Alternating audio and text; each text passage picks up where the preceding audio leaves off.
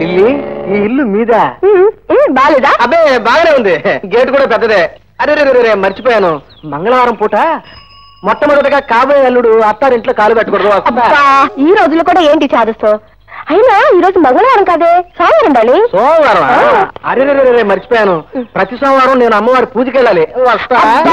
అయినా నువ్వు అమ్మవారి గుడికి వెళ్ళేది శుక్రవారం కదా? శుక్రవారమా? అవును, అది మర్చిపోయాను. కమాన్. అదేమిటమ్మా అబ్బాయిని గేటు దగ్గర నిలబెట్టి మాట్లాడుతున్నావు?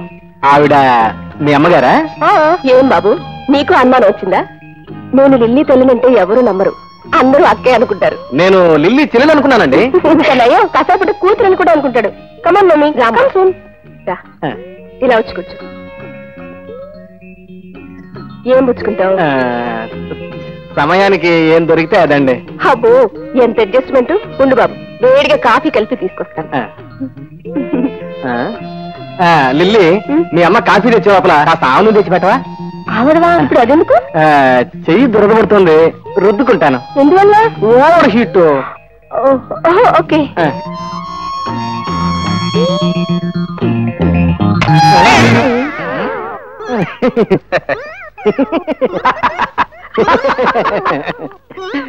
మీరు లిల్లీ తల్లిని కాదు, లిల్లీ తండ్రిని. ఏమిటి గడియారం బాగుందా? చాలా బాగుందండి, మీ అమ్మాయిలాగే. ఏం మేకు? అమ్మాయి నా మేకు, గడియారం స్విట్జర్లాండ్ మేక్. ఏం జోకారండి. అవును, మిమ్మల్ని ఎక్కడ చూసినట్టు గుర్తు? ఎక్కడ చూసుంటా? కాఫీ క్లబ్ లోను, స్టేషన్ లోను. ఏమిటిద్దరు ఒకటే నవ్వుకుంటూ కబుర్లు చెప్పుకుంటున్నారు? అబ్బే కథ చెప్పుకుంటున్నామండి. కాఫీ తీసుకో. ఇది కావాలి.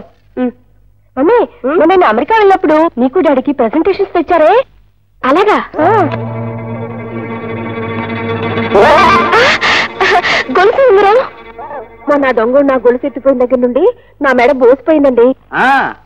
నా వేలు కూడా సుత్తి లేని కర్రలా అయిపోయింది. రాండి, దీని మీద అల్లుడు నా పేరు కూడా ఎంచాడండి, చూడండి. ఇది అల్లుడు గారు వేయించిన పేరు కాదే, ఈ బాబు వేయించింది.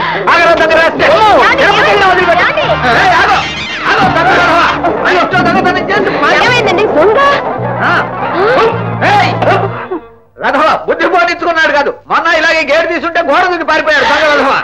డాడీ మీరు దొంగ? అక్షరాల మన ఇంట్లో పడ్డ దొంగ వాడు నా చేతికి దొరకాలి. ఓంకట ఫటచ్చట చేసి